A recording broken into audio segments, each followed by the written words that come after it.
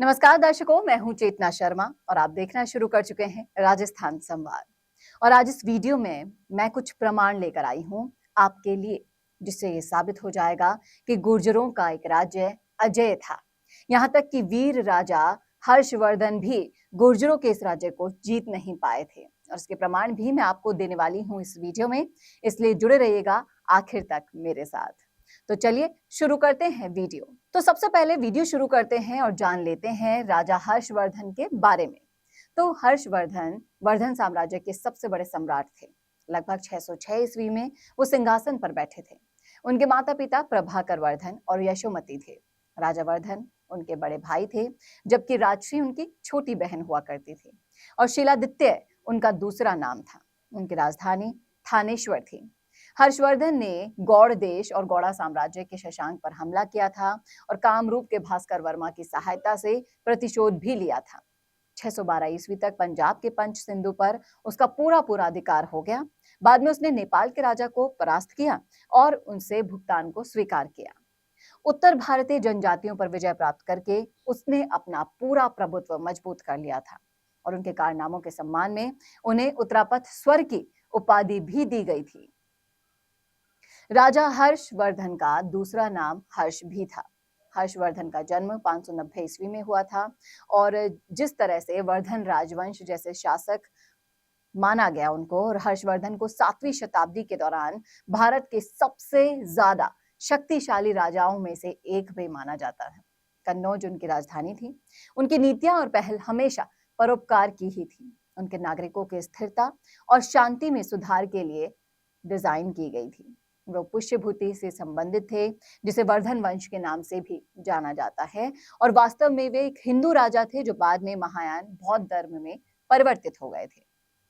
हर्षवर्धन के बारे में कई सारी जानकारियां आपको इतिहास के पन्नों पर भी मिल जाएगी, और जिस तरह से 606 ईस्वी से लेकर 647 ईस्वी तक उन्होंने शासन किया था, और उन्होंने अपने साम्राज्य को कहां से कहां तक बढ़ाया था। उत्तरी उड़ीसा से होते हुए पंजाब और हिमालय से लेकर नर्मदा नदी के तट तक उनका साम्राज्य फैला हुआ था। और हर्षवर्धन पुष्यभूति साम्राज्य के सदस्य थे, जिसका गठन नरवर्धन ने लगभग 5वें दशक के अंत में, यहाँ तक कि 6ठी शताब्दी ईसा पूर्व की शुरुआत में किया था। और पुष्यभूति साम्राज्य केवल थानेश्वर प्रभाकर वर्धन के अधीन फला फूला, और उन्हें महाराजा धीराज 606 ईस्वी में हर्षवर्धन गद्दी पर बिठा दिया गया। 606 ईस्वी में उन्होंने अपने राज्य में अपने बड़े भाई राजवर्धन को पद से हटा दिया, और राजा हर्ष का प्रभुत्व पंजाब से होते हुए उत्तरी उड़ीसा और हिमालय से होते हुए नर्मदा नदी तक फैला हुआ था। तो ये तो था राजा हर्षवर्धन का साम्राज्य। अब देखिए आप पहला सबूत जो ये बताता है कि राजा मिहिर भोज का साम्राज्य राजा हर्षवर्धन से भी बड़ा था। वो राजा जो कि महान राजा हुआ करते थे, हिंदू राजा हुआ करते थे। आप देख सकते हैं स्क्रीन पर एक स्क्रीनशॉट दिखाई देगा। ये एक गुर्जरों का बनाया हुआ समूह है, एक सोशल मीडिया प्लेटफॉर्म है, जहां पर ये लोग सबूत लेकर आते हैं। बकायदा जहां से पेज उठाया है इन्होंने, पेज नंबर भी इसमें लिखा है, और इसका साफ साफ कहना है कि गुर्जर सम्राट मिहिर भोज का साम्राज्य हर्षवर्धन के साम्राज्य से भी बड़ा था, क्योंकि उनका दायरा पूर्व से पश्चिम में बंगाल से सिंध तक और उत्तर से दक्षिण में हिमालय की तलहटी से नर्मदा तक फैला हुआ था। गुर्जर प्रतिहार सम्राट मिहिर भोज के साम्राज्य का विस्तार गुप्तों और हर्ष के साम्राज्य से भी इन्होंने बड़ा बताया है, और इसका प्रमाण कहाँ मिलता है वो भी इन्होंने इस पर लिखा है कि कौन सी पेज पर ये प्रमाण आपको मिलेगा। आप इसे देख सकते हैं वहां पर। ये इतना विशाल साम्राज्य था जिसमें 36 लाख गांव सम्मिलित हुआ करते थे, और जो इसमें संदर्भ दिया गया है वो है कन्नौज का इतिहास, आनंद स्वरूप मिश्रा की बुक है ये, और आप पेज नंबर 382 पर इसे देख सकते हैं। अब दिखाते हैं आपको दूसरा सबूत, गुर्जरों के साम्राज्य से ही जुड़ा हुआ 640 ईस्वी का। हर्ष यानी कि राजा हर्ष के समय गुर्जरों का ही एक ऐसा राज्य था जो कि राजा हर्ष के आधिपत्य से बिल्कुल बाहर था। वो इसे नहीं जीत पाए थे।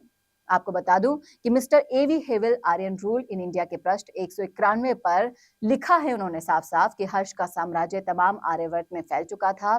समुद्र के एक किनारे से नर्मदा के दक्षिण तक हर्ष का ही राज्य था।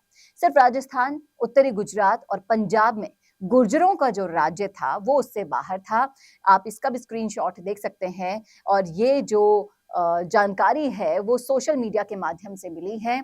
ये जो पेज हैं, जो पृष्ठ के पेज नंबर मैंने आपको बताए हैं, जिन बुक का मैंने आपको नाम बताया है, वहाँ के सौजन्य से लिया गया है। आप अगर देखना चाहते हैं तो देखिएगा ये सबूत, जिनसे स्पष्ट होता है कि गुर्जरों का राज्य हमेशा से अजेय था, जिसे इतिहास का महान राजा, सबसे बड़ा हिंदू राजा यानी कि राजा हर्षवर्धन भी जीत नहीं पाया था। कैसा लगा वीडियो कमेंट करके जरूर बताएगा कमेंट बॉक्स में, और ऐसी ही जानकारियों के लिए जुड़े रहिए मेरे साथ यानी कि राजस्थान संवाद के साथ। नमस्कार। कोरोना सोल्टेक क्वालिटी, डेडिकेशन और कस्टमर सेटिस्फेक्शन को प्रायोरिटी पर रखते हुए हर इंडस्ट्री की इलेक्ट्रिसिटी में कॉस्ट सेविंग कराने और उन्हें रिन्यूएबल एनर्जी की ताकत देने के लिए लगातार काम कर रहा है। क्योंकि कोरोना सोल्टेक में हमारा मानना है कि देश के रिसोर्सेज को सस्टेनेबल बनाने के लिए जरूरी है कि हम सबका उसमें बड़ा कंट्रीब्यूशन हो। इसीलिए सोलर प्रोजेक्ट्स की टाइमली डिलीवरी करते हुए एक पार्टनर की तरह आपकी इंडस्ट्री को हम अपडेट करते हैं और हमेशा आपकी सर्विस के लिए तत्पर रहते हुए सोलर एनर्जी का पूरा पोटेंशियल आपको मिले, इसी दिशा में काम करते हैं।